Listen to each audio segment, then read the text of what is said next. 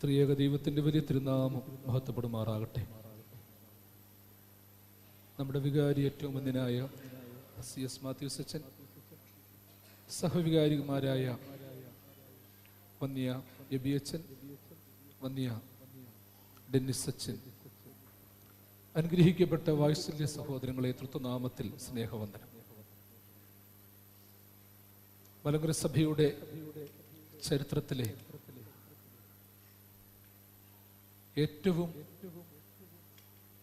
ചെറുതും എന്നാൽ പുണ്യവാനുമായൊരു പിതാവിൻ്റെ ഓർമ്മ, പരിശുദ്ധ പരിമല തിരുമേനിയുടെ ഓർമ്മ ഭക്തിയോടും പ്രാർത്ഥനയോടും കൂടി നാം കൊണ്ടാടി വരികയാണല്ലോ. ഇഹലോകത്തിൽ നിന്ന് ദൈവസന്നിധിയിലേക്ക് എടുക്കപ്പെട്ടിട്ട് നമ്മുടെ ഭൗതികമായ കണക്ക് പ്രകാരം 123 വർഷം പൂർത്തിയായിരിക്കുകയാണ്. അതായത് ഒരു 1.25 നൂറ്റാണ്ടോളം അടുത്തിരിക്കുകയാണ്. ആ പുണ്യവാന്റെ പ്രാർത്ഥനയും മധ്യസ്ഥതയും നമ്മുടെയൊക്കെ ചെറുപ്രായം തൊട്ട് മനസ്സിനെ ഒരുപാട് സ്പർശിച്ചിട്ടുണ്ട്. പരിമല തിരുമേനി എന്ന നാമധേയം അറിയാത്തവരായിട്ട് ആരുമില്ല. പരിശുദ്ധ പരിമല തിരുമേനി അന്ത്യവിശ്രമം കൊള്ളുന്ന പരിമല സെമിനാരിയില് അദ്ദേഹത്തിന്റെ ഓർമ്മ കൊണ്ടാടുന്നതോടൊപ്പം അവിടെ നിന്ന് എത്രയോ ദൂരമുള്ള ഈ ദേവാലയവും ആ പുണ്യവാന്റെ ഓർമ്മ ഏറ്റെടുത്ത് ഒരു തിരുശേഷിപ്പ് ഇടമായി മാറ്റപ്പെട്ടിരിക്കുകയാണ്. പരിമല തിരുമേനിയെ സംബന്ധിച്ചിടത്തോളം പുണ്യവാനും സിദ്ധനുമായി നമ്മൾ വിലയിരുത്തുമ്പോഴും ഇഹലോകത്തിൽ ജീവിച്ച് എല്ലാ പ്രതിസന്ധികളും നൊമ്പരങ്ങളും വേദനകളും ഒക്കെ അനുഭവിച്ച ഒരു പുണ്യവാനാണ്. 29ാമത്തെ വയസ്സിൽ അദ്ദേഹം മെത്രാപ്പോലിത്ത സ്ഥാനത്തേക്ക് ഏറ്റെടുത്തതിനെ പറ്റി നമ്മൾ പറയുമ്പോൾ വളരെ ചെറുപ്രായത്തിൽ അദ്ദേഹത്തിന്റെ മാതാവ് നഷ്ടപ്പെട്ടതിനെ പറ്റിയോ മാരകമായ കനക കല്ലൂരി എന്ന വസൂരി വന്നതിനെ പറ്റിയോ നാം പലപ്പോഴും ചിന്തിക്കാറില്ല. പരിശുദ്ധനായ പരിമല തിരുമേനിയുടെ ചെറുപ്പത്തിൽ നമുക്കറിയാവുന്നത് പോലെ അദ്ദേഹത്തിന്റെ അമ്മ വളരെ പെട്ടെന്ന് മരിച്ചു പോയതുകൊണ്ട് 2 വയസ്സ് പോലും തികഞ്ഞില്ല. അദ്ദേഹത്തിന്റെ മൂത്ത സഹോദരി മറിയ, അവരെ വിവാഹം കഴിച്ചത് കുറിഞ്ഞിയിലായിരുന്നു. അപ്പോൾ ആ മൂത്ത സഹോദരിക്കും തന്റെ സഹോദരന്റെ പ്രായമുള്ള കുഞ്ഞുങ്ങളുണ്ടായിരുന്നു. ആ കുഞ്ഞുങ്ങളോടൊപ്പം ഈ കൊച്ചു പയ്യനെയും ഈ ബാലനെയും കുഞ്ഞിനെയും മുല കൊടുത്ത് വളർത്തിയ ഒരു ചരിത്രമുണ്ട്. പരിമല തിരുമേനി കാലം ചെയ്ത സമയത്ത് ഖബറടക്കത്തിന് വാർദ്ധക്യത്തിലായ ഈ മൂത്ത സഹോദരിയും വന്നിരുന്നു എന്നാണ് ചരിത്രം പറയുന്നത്. അന്ന് ആ സഹോദരിയുടെ ഒരു വലിയ വിലാപം ചരിത്രത്തിൽ വാങ്മൊഴിയായി പറഞ്ഞു കേൾക്കുന്നുണ്ട്. മറ്റൊന്നുമല്ല, ആ പെങ്ങള് മാതാവ് കരഞ്ഞു നിലവിളിച്ചത്, എന്റെ തിരുമേനി, ഞാന് മരിക്കുമ്പോൾ അങ്ങെന്നെ അടക്കണ്ടവനായിരുന്നു, എന്നാല് അങ്ങേക്ക് അന്ത്യയാത്ര നൽകുവാൻ ഞാൻ വരണ്ട വന്നല്ലോ എന്ന് പറഞ്ഞ് നിലവിളിച്ച ഒരു അനുഭവമുണ്ട്. പരിമല തിരുമേനിയെ കുറിച്ച് അതുകൊണ്ട് ആ പിതാക്കന്മാരൊക്കെ പറയുന്നത് ഒരു വലിയ നൊമ്പരപ്പൂവായിരുന്നു. അദ്ദേഹത്തെ സ്നേഹിച്ച ഒരുപാട് പേരുണ്ടായിരുന്നു, വേദനിപ്പിച്ചവരും ഉണ്ടായിരുന്നു. പ്രത്യേകിച്ച് പുലിക്കോട്ടിലെ 2ാമൻ തിരുമേനി തന്റെ പ്രാർത്ഥനാ സഹായങ്ങളെല്ലാം തേടിയിരുന്നത് പരിമല തിരുമേനിയോട് ചേർന്നായിരുന്നു. എന്ത് പ്രയാസമുണ്ടെങ്കിലും കൊച്ചു തിരുമേനിയെ കാണുമായിരുന്നു, ദൂരത്തു നിന്ന് വരുമായിരുന്നു. അതുകൊണ്ട് തന്നെ പരിമല തിരുമേനി കാലം ചെയ്തപ്പോൾ ആ ഖബറടക്ക ശുശ്രൂഷയ്ക്ക് നേരിട്ട് നിൽക്കുവാനുള്ള ശക്തി അദ്ദേഹത്തിന് ഇല്ലായിരുന്നു. പൊട്ടി ആ മുൻപിൽ നിന്ന് മാറിപ്പോയെന്നാണ് ചരിത്രം പറയുന്നത്.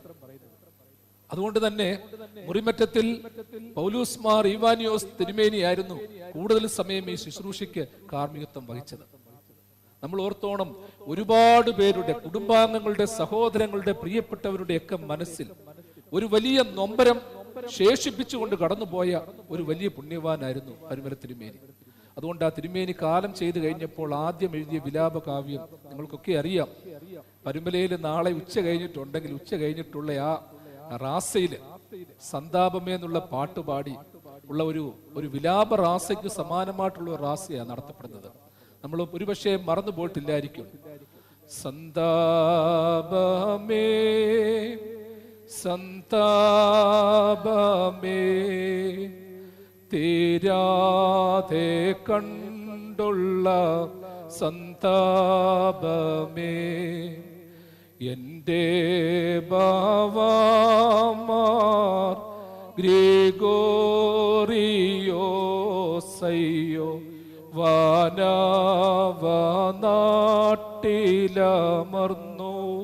പോയേ. എൻ്റെ ബാവാ മോർ ഗ്രിഗോറിയോസയ്യോ വാനവനാട്ടിലമർന്നു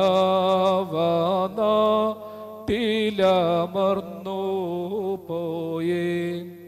പരുമല തിരുമേനിയുടെ ജീവിതവും അദ്ദേഹത്തിന്റെ സാക്ഷ്യവും അദ്ദേഹത്തിന്റെ കബറടക്കവും ഒക്കെ വാക്കുകൾക്കപ്പുറമായ ചില ദിവ്യാനുഭവങ്ങളാണ് നൽകുന്നത്. അതുകൊണ്ട് ആ വട്ടശ്ശേരി തിരുമേനി അദ്ദേഹത്തെ കുറിച്ച് പിന്നീട് സാക്ഷിച്ചത് മലങ്കര മെത്രാപ്പോലിത്തയായി കഴിഞ്ഞപ്പോൾ അദ്ദേഹം നടത്തിയ ഒരു പ്രഭാഷണത്തിൽ, അദ്ദേഹത്തിന്റെ ഒരു ഇടയ ലേഖനത്തിൽ പരുമല തിരുമേനിയുടെ ജീവിതത്തെക്കുറിച്ച് പ്രത്യേകം രേഖപ്പെടുത്തിയിട്ടുണ്ട്. അതിലൊരു വാചകം ഇപ്രകാരമാണ്: പരുമല തിരുമേനി മനോഹരമായ ഒരു സുരഭില പുഷ്പമാണ്. പക്ഷെ ഈ മുള്ളിന്റെ ഇടയിൽ എങ്ങനെ പൂവായി തീരുവാൻ, എങ്ങനെ സുഗന്ധം കൊടുക്കുവാൻ അദ്ദേഹത്തിന് സാധിച്ചു എന്നുള്ളത് എനിക്ക് വ്യാഖ്യാനിക്കുവാൻ പറ്റത്തില്ല. മുള്ളിന്റെ ഇടയിൽ, ആ മുൾപ്പടർപ്പിന്റെ ഇടയിൽ മുൾപ്പടർപ്പുകളെല്ലാം ഞെരിച്ചമർത്തുവാൻ ശ്രമിച്ചപ്പോഴും പൂക്കുവാൻ തക്കവണ്ണം അദ്ദേഹത്തിന് എങ്ങനെ സാധിച്ചു എന്ന് എനിക്ക് വ്യാഖ്യാനിക്കാൻ പറ്റത്തില്ല. പരുമല തിരുമേനിയുടെ ശിഷ്യന്മാര്, കല്ലാശ്ശേരി ബാവ, അങ്ങനെയുള്ള പിതാക്കന്മാരൊക്കെ വലിയ അനുഭവങ്ങൾ പങ്കുവെച്ചിട്ടുണ്ട്. ഞാൻ എല്ലായിടത്തും എപ്പോഴും പരുമല തിരുമേനിയുടെ ജീവിതത്തിലെ ഒരു സംഭവം ഞാൻ പങ്കുവെക്കുന്നതാണ്. 1896 നവംബർ മാസം 24-ാം തീയതി, ഇന്നത്തെ പോലെ മനോഹരമായ അഴിപ്പുര ഇല്ലാതിരുന്ന കാലഘട്ടം, റോഡില്ലാതിരുന്ന കാലഘട്ടം, പരുമലയിൽ പാലമില്ലാതിരുന്ന കാലഘട്ടം, വെള്ളപ്പൊക്കമൊക്കെ ഉണ്ടായിരുന്ന ഒരു കാലഘട്ടം ഉണ്ടായിരുന്നു. വെള്ളം പൊങ്ങുമ്പോൾ സാധാരണ കിഴക്കൻ മലകളിൽ നിന്ന് ഒഴുകി വരുന്ന വെള്ളമൊക്കെ അവിടെ വന്ന് അടി. അതിലൊരുപാട് വിഷജീവികള്, അതായത് വെനമസ് സ്നേക്സ് ധാരാളം ഉണ്ടായിരുന്ന ഒരു കാലഘട്ടമാണ്. അപ്പൊ തിരുമേനി 1896 നവംബർ 24, അതായത് 24th നവംബർ 1896 തിരുമേനി എഴുതി വെച്ച ഒരു ഡയറി കുറിപ്പുണ്ട്. അത് ഒത്തിരി നൊമ്പരാത്മകമാണ്, എന്നാൽ നമുക്ക് ഭക്തി പുരസ്സരമാണ്. അതിൽ തിരുമേനി എഴുതിയത് ഇങ്ങനെ: രാത്രി ഇപ്പോൾ 9 മണി കഴിഞ്ഞു. ഒരു ശബ്ദം കേട്ട് ഞാൻ മുകളിലേക്ക് നോക്കി. വാരിയിലൂടെ ഒരു കറുത്ത പാമ്പ് ഇഴഞ്ഞു പോകുന്നു. ഏതോ വിഷപ്പാമ്പാണെന്ന് തോന്നുന്നു. ശമ്മാസന്മാരും ജോലിക്കാരും ഒക്കെ ഒത്തിരി പണി ചെയ്ത് തളർന്നതുകൊണ്ട് ഞാൻ ആരെയും വിളിച്ച് ശല്യപ്പെടുത്തുന്നില്ല.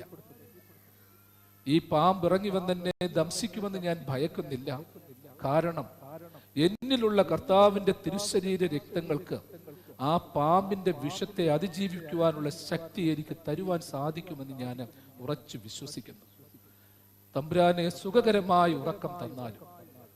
നമ്മളൊന്ന് ആലോചിച്ചു, ലൈറ്റ് ഇല്ല, ടോർച്ചില്ല, ഒന്നുമില്ലാതിരുന്ന ഒരു കാലഘട്ടത്ത് തിരുമേനി ആ കിടക്കാൻ പോകുമ്പോൾ നമ്മൾ ആലോചിച്ചു, നമ്മൾ കിടക്കുന്ന മുറിയിൽ ഒരു ചലന്തിയോ പഴുതാരിയോ കയറിയാൽ പോലും നമുക്ക് കിടക്കാൻ പറ്റത്തില്ല. ഇത് വിഷപ്പാമ്പ് മേളിലൂടെ എഴിഞ്ഞു പോകുകയാണ്. അവിടെ ഉണ്ടായിരുന്ന മേശവിളക്കിന്റെ തിരി താഴ്ത്തി ആ പിതാവ് പേടിയില്ലാതെ കിടന്നിട്ടുണ്ടെങ്കിൽ അസാമാന്യമായൊരു ദൈവകൃപയാണ്. എന്റെ കർത്താവിന്റെ തിരുശരീര രക്തങ്ങൾ എന്നിലുണ്ട്. അതൊരു അമർത്യതയുടെ ഔഷധമാണ്. പാമ്പ് എന്നെ കുത്തിയാലും ഞാൻ പേടിക്കില്ല. എത്ര ശ്രദ്ധേയമായ അനുഭവമാണ് പരുമല തിരുമേനി പങ്കുവെച്ചോ എന്ന് ഓർത്തോണം. പ്രിയമുള്ളവരെ, നമ്മളൊക്കെ ചെല്ലുന്ന കുർബാനയും പ്രാർത്ഥനയും പരുമല തിരുമേനി ചൊല്ലിയ കുർബാനയിൽ നിന്ന് മാറ്റമൊന്നുമില്ല. വാക്കുകളിലൊക്കെ നിസ്സാരമായ മാറ്റങ്ങൾ വന്നിട്ടുണ്ടെന്നേ ഉള്ളൂ. ഈണത്തിലും താളത്തിലും മാറ്റം വന്നിട്ടില്ല. നിങ്ങളും ഞാനുമൊക്കെ ഈ പ്രാർത്ഥനയും വിശുദ്ധ കുർബാനയും അനുഭവിച്ച് ഏത് നൊമ്പരങ്ങളെയും അതിജീവിക്കുവാൻ ശക്തി നേടണം. വിശുദ്ധ കുർബാന അനുഭവത്തിലൂടെ ബലം നേടണം. നമ്മൾ എപ്പോഴും കുർബാന അനുഭവത്തിൽ കേൾക്കുന്ന ഒരു പ്രാർത്ഥനയുണ്ട്.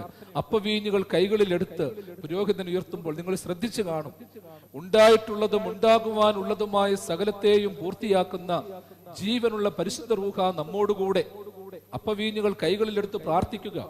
അത് ചെല്ലുന്ന കാർമികന്റെ ഒരു വിശ്വാസ പ്രഖ്യാപനമാണ്, സമൂഹത്തിന്റെ ഒരു ദിവ്യമായ അനുഭവമാണ്. നമ്മൾ എപ്പോഴും ചിന്തിച്ചോണം, ഇന്നത്തെ ലോകത്ത് ജീവിക്കുമ്പോൾ നമുക്ക് നാളത്തെക്കുറിച്ച് വലിയ ബാധ്യതയാണ്. എന്നാൽ ഒരു കാര്യം വിശുദ്ധ കുർബാന അനുഭവത്തിലൂടെ ഓർപ്പിക്കുകയാണ്, ഉണ്ടായിട്ടുള്ളതിനെ മാത്രമല്ല ഇനിയും ഉണ്ടാകാനുള്ളതിനെയും പൂർത്തിയാക്കാനുള്ള ഒരു വലിയ ശക്തി പരിശുദ്ധ റൂഹായുടെ ആവാസത്തിലൂടെ വിശുദ്ധ കുർബാനയിലൂടെ നമ്മൾക്ക് കിട്ടും. ദൈവം ഒത്തിരി തന്നു, ഇനിയും തരേണ്ടതൊക്കെ ആ സമയത്ത് ദൈവം തമ്പുരാൻ നോക്കിയും കണ്ടുമൊക്കെ നമുക്ക് തന്നോളും. ഈ പ്രാർത്ഥന എന്നെ സംബന്ധിച്ച് എൻ്റെ ഒരു വളരെ പ്രിയപ്പെട്ട ഒരു സഹോദരൻ പങ്കുവെച്ച ഒരു അനുഭവമുണ്ട്. അദ്ദേഹം കല്യാണം കഴിച്ച് 8 വർഷം കഴിഞ്ഞു, പിള്ളേരൊന്നും ആയില്ല. അവസാനം പല ട്രീറ്റ്മെന്റുകൾക്ക് ശേഷം അദ്ദേഹത്തിന്റെ ജീവിത പങ്കാളി പ്രഗ്നന്റ് ആയി. അപ്പൊ അതിനോട് ചേർന്ന ട്രീറ്റ്മെന്റുകൾക്ക് വേണ്ടി പോയി. അപ്പൊ ട്രീറ്റ്മെന്റുകൾക്ക് വേണ്ടി പോയി കഴിഞ്ഞപ്പോൾ ആദ്യം നോക്കിയ ഡോക്ടർ എല്ലാ ടെസ്റ്റും നോക്കിയിട്ട് പറഞ്ഞു, ഈ കുഞ്ഞ് ശരിയാവേല, ഇതിനെ അബോർട്ട് ചെയ്ത് കളയണം, ഇതിന് ഒരുപാട് പ്രശ്നങ്ങളുണ്ട്, അമ്മയ്ക്കൂടി പ്രശ്നമാണെന്ന് പറഞ്ഞു. എന്തുവാണെങ്കിലും പലരെയും കണ്ടു, വലിയൊരു ഹോസ്പിറ്റലിൽ വരെ പോയി. ഇവരെല്ലാം തന്നെ പറഞ്ഞത് ഒറ്റ മറുപടിയാണ്, അതുകൊണ്ട് എത്രയും പെട്ടെന്ന് അബോർട്ട് ചെയ്ത് കളഞ്ഞു. അദ്ദേഹം അതിനുശേഷം വിശുദ്ധ കുർബാനയിൽ ഒരു തീരുമാനിച്ചു, എന്തുവാണെങ്കിലും കൊള്ളാം, കളയുന്നതിന് മുൻപ് വിശുദ്ധ കുർബാനയെ അനുഭവിച്ചിട്ട് വേണം അതിന് തയ്യാറെടുക്കാൻ. അവർ രണ്ടുപേരും മനസ്സുകൊണ്ട് തയ്യാറായി. ഈ പ്രാർത്ഥന പുരോഹിതൻ ചെല്ലുന്നത് എത്രയോ തവണ കേട്ടിട്ടുണ്ടെങ്കിലും അന്ന് അദ്ദേഹത്തിന്റെ മനസ്സിനൊരു വലിയൊരു നൊമ്പരമായിട്ട് തോന്നി. ഉണ്ടായിട്ടുള്ളതും ഉണ്ടാകുവാനുള്ളതുമായ സകലത്തെയും പൂർത്തിയാക്കുന്ന ജീവനുള്ള ഏക പരിശുദ്ധ റൂഹ നമ്മോട് കൂടെ. അപ്പൊ അവന്റെ മനസ്സിലൊരു തോന്നൽ തോന്നിയടാ, ഉണ്ടായിട്ടുള്ളതിനെ മാത്രമല്ലല്ലോ, ഇനി ഉണ്ടാകാനുള്ളതിനെയും പൂർത്തിയാക്കുവാൻ ജീവനുള്ള പരിശുദ്ധ റൂഹയ്ക്ക് തൃത്വ ദൈവത്തിന് സാധിക്കും. അപ്പൊ അവരത് കേട്ടപ്പോൾ അവർക്കൊരു മറുപടിയാണ്, എന്തുവാണെങ്കിലും എന്റെ കുഞ്ഞുണ്ടാകാൻ പോകുന്നതേ ഉള്ളൂ, അതുകൊണ്ട് ഞങ്ങൾ കളയുന്നില്ല. അവരതിനുശേഷം കൈമുത്തിന് ശേഷം ഒരു തീരുമാനമെടുത്തു, ഈ ഉണ്ടാകാനുള്ള ഉരുവായി വരുന്ന കുഞ്ഞിന് രൂപം കൊടുക്കുവാൻ, ബലഹീനത മാറ്റുവാൻ ദൈവത്തിന് സാധിക്കും. ആരെതിർത്തിട്ടും അവർ തയ്യാറായി. എന്തുവാണെങ്കിലും കോംപ്ലിക്കേറ്റഡ് ആയിരുന്നു. കുഞ്ഞിനെ പ്രസവിച്ചൊക്കെ കഴിഞ്ഞ് കഴിഞ്ഞപ്പോഴേ ഡോക്ടർമാർ പറഞ്ഞ ബാധ്യതയൊന്നുമില്ല, കുറച്ച് ബാധ്യതകളൊക്കെ വന്നു, കുറച്ചു മാസം ആശുപത്രി കിടക്കേണ്ടി വന്നു. പിന്നീട് മറ്റൊരു കുഴപ്പവുമില്ലാതെ ഡോക്ടർമാരുടെ കൺസൾട്ടേഷൻ പ്രകാരം കുഞ്ഞ് ആരോഗ്യം വീണ്ടെടുത്തു. ഈ കുഞ്ഞിനെ ഡിസ്ചാർജ് ചെയ്യാൻ നേരം ആ ഡോക്ടർ വിളിച്ച്, പ്രധാന ഡോക്ടർ ഇവരെ രണ്ടുപേരെയും വിളിച്ചിട്ട് പറഞ്ഞു, ഈ റിപ്പോർട്ടുകളൊക്കെ മേശപ്പുറത്ത് ഇങ്ങനെ നിരത്തിയിട്ടേക്കോ. എന്നിട്ട് പറഞ്ഞൊരു മറുപടി ഉണ്ട്, ഞാൻ ഇത്രയും നാള് ഒരുപാട് പേരെ ട്രീറ്റ് ചെയ്തു, ജീവിതത്തിലെ ആദ്യത്തെ സംഭവമാണ്, ആദ്യം തൊട്ട് അവസാനം വരെ ഒരേ റിപ്പോർട്ടാണ്. പക്ഷേ ഞങ്ങളൊന്നും അറിയാതെ ആ കുഞ്ഞിനൊരു ഡിവൈൻ ഓപ്പറേഷൻ അവിടെ നടന്നിട്ടുണ്ട്. എന്റെ പ്രിയമുള്ളവരെ, ഞാൻ കൂടുതലായിട്ട് അതിനെക്കുറിച്ച് പറയുന്നില്ല. ഒരു കാര്യം ഓർത്തോണം, വിശുദ്ധന്മാരുടെയും നിർമ്മലന്മാരുടെയും ഒക്കെ പ്രാർത്ഥനയാണ്, കുർബാനയുടെ ശക്തിയാണ്, കുർബാന അനുഭവത്തിന്റെ ശക്തിയാണ്. ഇപ്പോൾ നിങ്ങൾ ഇതിനുശേഷം വിശുദ്ധ കുർബാന അനുഭവിക്കും. ഓർത്തോണം പ്രിയമുള്ളവരെ, ഇതൊരു മനസ്സമാധാനത്തിനായി, ശുദ്ധീകരണത്തിനായി, എന്റെ കർത്താവിനെ ഉൾക്കൊള്ളുവാനായി, ആ നൊമ്പരങ്ങൾ സ്വീകരിക്കുവാനായിട്ടുള്ള ഒരു അനുഭവമായിട്ട് ഓർത്തുകൊള്ളണം. പരിശുദ്ധ പരിമല തിരുമേനിയുടെ ജീവിതത്തിലെ മറ്റൊരു സംഭവം കൂടി പ്രത്യേകിച്ച് പെട്ടെന്ന് ഞാൻ ഓർപ്പിക്കുകയാണ്. 100 കണക്കിന് സംഭവമുണ്ട്, അതൊന്നും പറയാനുള്ള സമയമില്ല. ഒരു കാര്യം പറയുകയാണ്. പരിമല തിരുമേനി തുമ്പോൺ ഭദ്രാസനാധിപനായിരുന്ന സമയത്ത്, അദ്ദേഹം ആ സമയത്ത് നിരണവും കൊല്ലവും ഭദ്രാസനങ്ങളുടെ മെത്രാപ്പോലിത്തയാണ്. തുമ്പോൺ ഭദ്രാസനത്തിലെ ഒരു വൈദികൻ പരിമല തിരുമേനിയുടെ അടുക്കൽ ചെന്ന് ഒരു പ്രയാസം പറഞ്ഞു, തിരുമേനി, ഞാൻ വലിയ സാമ്പത്തിക ക്ലേശത്തിലാണ്, ഒരുപാട് ബുദ്ധിമുട്ടുണ്ട്, കാരണം കുഞ്ഞുങ്ങളൊക്കെ ഉണ്ട്, ആകപ്പാടെ ബാധ്യതയാണ്. ഒരു ഏപ്രിൽ മെയ് മാസത്തിലാണ് ചെന്നത്. അപ്പൊ കുറച്ച് പണം വേണം. അന്നത്തെ സമയത്ത് തിരുമേനികടയിൽ അധികം പണമില്ല, കിട്ടുന്നതൊന്നും അങ്ങനെ വ്യക്തിപരമായിട്ട് സൂക്ഷിച്ചു വെക്കുന്ന ആളുമല്ല, എല്ലാം ഓരോരുത്തർക്ക് കൊടുത്ത് പ്രവർത്തനങ്ങൾക്ക് വേണ്ടി എടുത്ത് സ്കൂളുകളും മറ്റും സ്ഥാപിക്കാൻ മുടക്കിയ ആ ഒരു കാലഘട്ടത്തിലാണ്. അപ്പൊ തിരുമേനി ഒരു കാര്യം ചെയ്തു, അകത്തുപോയി ഒന്ന് പ്രാർത്ഥിച്ചു. എന്നിട്ട് ഒരു പേപ്പർ എടുത്ത്, അന്നത്തെ കാലത്ത് അദ്ദേഹത്തിന്റെ ആ എഴുതുവാനുള്ള സംവിധാനത്തിൽ ഒരു കത്ത് കൊടുത്തു വിട്ടു. കൈപ്പട്ടൂരുള്ള ഒരു മുതലാളിയെ അഡ്രസ് ചെയ്തുകൊണ്ടാണ്, ഞാൻ പേരും നാളും ഒന്നും പറയുന്നില്ലെന്ന് മാത്രമേ ഉള്ളൂ. എഴുതി കൊടുത്തിട്ട് പറഞ്ഞു, എന്റെ പ്രിയപ്പെട്ട വൈദികനാണ് ഇദ്ദേഹം, ഇദ്ദേഹത്തിനൊരു വലിയ ബുദ്ധിമുട്ടുണ്ട്, അതുകൊണ്ട് ഇത്ര രൂപ ഇദ്ദേഹത്തിന് കൊടുക്കണം. അദ്ദേഹം ഒരു അന്ന് വെച്ചാൽ ചിങ്ങമാസം ആകുമ്പോഴത്തേക്ക്, അതായത് നമ്മുടെ സെപ്റ്റംബറൊക്കെ ആകുമ്പോഴത്തേക്ക് ആ പണം തിരികെ തന്നുകൊള്ളും. എന്നിട്ട് അടുത്ത വരിയോടുണ്ട്, അഥവാ ഈ അച്ഛന് സെപ്റ്റംബർ മാസത്തിനുള്ളിൽ, ചിങ്ങമാസത്തിനുള്ളിൽ ആ പണം തരാൻ പറ്റിയില്ല എന്നുണ്ടെങ്കിൽ ഞാൻ തന്നുകൊള്ളാം, അതുകൊണ്ട് കൊടുത്തു വിടണം. തിരുമേനി ഒപ്പിട്ട് കൊടുത്തു വിട്ടൊരു കത്ത് അദ്ദേഹത്തിന്റെ കത്തുകളുടെ കൂട്ടത്തിൽ ഇപ്പോഴുമുണ്ട്.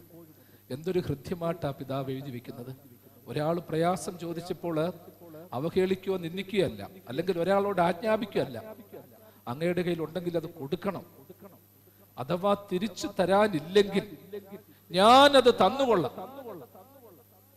ഒരു പരിശുദ്ധനും ശുദ്ധിമാനും മാത്രമേ അങ്ങനെയൊക്കെ ചിന്തിക്കാൻ പറ്റത്തുള്ളൂ. ഞാൻ ആ ബാധ്യത ഏറ്റുകൊള്ളാം. നമ്മളുടെയൊക്കെ ജീവിതത്തിൽ സഹോദരങ്ങളോടും പ്രിയപ്പെട്ടവരോടും ഒക്കെയുള്ള ബന്ധത്തില്, മാതാപിതാക്കളോടുള്ള ബന്ധത്തില് ഈ ഒരു ദിവ്യമായ അനുഭവം വേണം. പരിമല തിരുമേനി പരിശുദ്ധനാ, നമ്മൾ പറഞ്ഞില്ലേലും പരിശുദ്ധനാ. ഞങ്ങൾക്ക് വേണ്ടി അപേക്ഷിക്കണമെന്ന് അലറി വിളിച്ചില്ലെങ്കിലും പുണ്യവാനായ പിതാവ് നമുക്ക് വേണ്ടി അനുഗ്രഹിച്ചു പ്രാർത്ഥിക്കും. പക്ഷേ മറന്നുപോയ കുറെ പ്രാർത്ഥനകൾ നമുക്കുണ്ട്, വേദവായനകളുണ്ട്. അതായത് അസുഖം വന്നിട്ട് പോലും മരുന്ന് കഴിക്കാതിരുന്ന് ഉറക്കം നഷ്ടപ്പെട്ട് ദൈവത്തെ മഹത്വപ്പെടുത്തിയ ഒരു പുണ്യവാൻ. അപ്പൊ ഇദ്ദേഹത്തിനെ ഓർക്കുമ്പോൾ മറന്നുപോയ പ്രാർത്ഥനകളൊക്കെ ചെല്ലണം, വേദപുസ്തകമൊക്കെ ഭംഗിയായിട്ട് വായിക്കണം, ക്ഷമിക്കാനുള്ളത് ക്ഷമിക്കണം, കുടുംബ ബന്ധം വിശുദ്ധീകരിക്കപ്പെടണം. ആരിൽ നിന്നെങ്കിലും അകന്നിരിക്കുന്നുണ്ടെങ്കിൽ അതിനൊരു മാറ്റം ഉണ്ടാകണം. ആ ഒരു അനുഭവത്തിലൂടെ മുൻപോട്ട് പോകുമ്പോഴാണ് നമുക്ക് സന്തോഷമാകുന്നത്. നമ്മൾ ഓർത്തോണം, നമ്മുടെ സഭയുടെ പൈതൃകം എന്ന് പറയുന്നത് വലുതാ പ്രിയമുള്ളവരെ. ഇപ്പോഴത്തെ ബുദ്ധിമുട്ട് നോക്കിക്കൊണ്ട് നിരാശപ്പെടേണ്ട കാര്യമില്ല. ഇങ്ങനെയുള്ള പുണ്യവാന്മാർ പരിപക്വമാക്കിയ സഭയുടെ പന്താവിൽ അതിൽ നിന്ന് ഒരു അടി പോലും മാറാതെ മുൻപോട്ട് പോകുവാനിടയായി തീരണം. അതുകൊണ്ടാണ് പിതാക്കന്മാര് പാടിയത്, വിശുദ്ധന്മാരുടെ കാൽപ്പാടിൽ വീഴാതെ നമ്മളെ നയിക്കണം. പരിമല തിരുമേനിയുടെ ജീവിതത്തിലെ ജീവൻ വെടിഞ്ഞ സമയത്തെ ആ നമുക്കൊക്കെ അറിയാവുന്ന ഒരു പാട്ടുകൂടെ പാടി വാക്കുകളെ ഞാൻ എഴുന്നള്ളി വാനവരോടു കൂടെ. നമ്മളുടെ വലിയ വിശ്വാസം അതാ. നമ്മൾ ഓർത്തോണം, വലിയ മഹാപുരോഹിതനായ കർത്താവ് അർപ്പിക്കുന്ന വലിയ ബലിയുടെ ഭാഗമായി ഇവരൊക്കെ ആയി തീരുകയാണ്. വലിയ ബലിയുടെ കാർമ്മികരായി മാറ്റപ്പെടുകയാണ്. ആദാം തൊട്ടുള്ള പിതാക്കന്മാരോടൊപ്പം വിശുദ്ധന്മാരോടൊപ്പം എനിക്കും നിങ്ങൾക്കും വേണ്ടി മധ്യസ്ഥത യാചിക്കുന്ന പരിമല തിരുമേനിയുടെ പ്രാർത്ഥന, അദ്ദേഹത്തെക്കുറിച്ചുള്ള ഓർമ്മ, അദ്ദേഹത്തെക്കുറിച്ചുള്ള സാക്ഷ്യം, നമ്മുടെ പൂർവികർ വിശ്വസിച്ച ആ വിശ്വാസം ഏറ്റെടുത്ത് മുൻപോട്ട് പോകുവാനിടയായി തീരട്ടെ എന്ന് പ്രത്യേകിച്ച് ഹൃദയപൂർവ്വം ഓർപ്പിക്കുകയാണ്. പ്രത്യേകിച്ച് ഈ ദേവാലയത്തിലേക്ക് ഞാൻ ആദ്യമായിട്ടാണ് കടന്നു വരുന്നത്. 30-ാം തീയതി ഈ ദേവാലയത്തിൽ കടന്നു വന്നു. ഈ പരിശുദ്ധ ദേവാലയത്തെ കുറിച്ച് ധാരാളമായിട്ട് കേട്ടിട്ടുണ്ട്. പ്രത്യേകിച്ച് അഹമ്മദാബാദ് സെന്റ് മേരീസ് ഇടവക മലങ്കര സഭയിലും ഭദ്രാസനത്തിലുമൊക്കെ അറിയപ്പെടുന്ന ഒരു ദേവാലയമാണ്. അതുമാത്രവുമല്ല, ഈ പ്രദേശത്ത് നേരിട്ട് കണ്ടപ്പോഴാണ് ഒരു മഹാത്ഭുതമായിട്ട് തോന്നിയത്. ഇത്രയും സ്ഥാപനങ്ങളും ഇത്രയും പ്രവർത്തനങ്ങളും ഇത്രയും സഹായങ്ങളും ഒക്കെ ഈ ദേവാലയത്തിന്റെ നേതൃത്വത്തിൽ നടത്തപ്പെടുന്നു എന്ന് കേട്ടപ്പോൾ ഞാൻ അത്ഭുതം കൂറി. പ്രത്യേകിച്ച് ദിവ്യരായ പൂർവികരെ ഓരോരുത്തരെയും, നേതൃത്വം കൊടുത്തവരെ ഓരോരുത്തരെയും പ്രാർത്ഥനയോടെ ഞാൻ ഓർക്കുകയാണ്. ഇവിടെ വന്നപ്പോൾ പ്രിയപ്പെട്ട CS മാത്യൂസ് അച്ഛൻ പറയുകയായിരുന്നു, കാര്യങ്ങളൊക്കെ ഞാൻ അന്വേഷിച്ചപ്പോൾ ഒരേ സമയം 3 ദേവാലയങ്ങളുടെ നിർമ്മാണം, സ്കൂളുകളുടെ നിർമ്മാണം, വസ്തുവും മറ്റും വാങ്ങാനുള്ള, മറ്റു പുതിയ കാര്യങ്ങൾ നേടാനുള്ള താല്പര്യം. പ്രിയമുള്ളവർ, ഇതൊക്കെ കാണുമ്പോഴേ ഞാൻ ഒരു കാര്യം ചിന്തിക്കുക, നിങ്ങൾ കൂടുതൽ എളിമയുള്ളവരും ദൈവത്തെ വിളിക്കുന്നവരുമായി തീരണം, പ്രാർത്ഥിക്കുന്നവരായി തീരണം. കാരണം ദൈവം കൂടെ ഇല്ലെങ്കിൽ, ദൈവം നടത്തിയില്ലെങ്കിൽ ഈ ഒരു കാര്യവും പറ്റത്തില്ല. ഇനിയും 10 കോടി രൂപ 50 കോടി രൂപ മാറ്റിവെക്കുന്ന അതിനേക്കാൾ ഉപരിയായിട്ട് സമ്പാദ്യങ്ങൾ ഉള്ളവരുണ്ട്, ദേവാലയങ്ങളുണ്ട്. അവർക്ക് പറ്റാത്തത് നിങ്ങൾക്ക് സാധിക്കുന്നുവെങ്കിൽ അത് ദൈവത്തിന്റെ ഒരു വലിയ കരുതലുണ്ട്. ദൈവം കാലാകാലങ്ങളിൽ ഓരോരുത്തരെ എടുത്ത് ഉപയോഗിക്കുന്നുണ്ട്. ഈ ചാപ്പൽ തന്നെ എത്ര മനോഹരമാണെന്ന് ഓർത്തോണം. എനിക്കും ഒരു നിയോഗം കിട്ടി, പ്രത്യേകിച്ച് കൂദാശ ചെയ്തിട്ട് പരിമല തിരുമേനിയുടെ പെരുന്നാളിന് ആദ്യമായി കുർബാന ചെല്ലാൻ ഒരു അവസരം കിട്ടിയത് ഞാൻ പ്രാർത്ഥനയോട് ഓർക്കും. എത്ര സുന്ദരമായിട്ടായിരുന്നു. പ്രത്യേകിച്ച് അതിൻ്റെ ഓരോ പണികൾ ഞാൻ ആദ്യത്തെ ദിവസം പറയുകയുണ്ടായി. അച്ഛനോട് ഞാൻ ആ സന്തോഷം പങ്കുവെക്കുമായിരുന്നു. അതിലെ ഓരോ ചിത്രങ്ങൾ അത് ചുമ്മാതൊന്നുമല്ല, നിങ്ങളത് നോക്കണം, എല്ലാം വ്യത്യസ്തങ്ങളായിട്ടാണ്. അതിൻ്റെ ആ കളറ്, ആ ലൈറ്റും ഒക്കെ ഇടുമ്പോൾ അപ്പൊ പൈസ മുടക്കിയതിന്റെ പല മടങ്ങ് മനോഹാരിത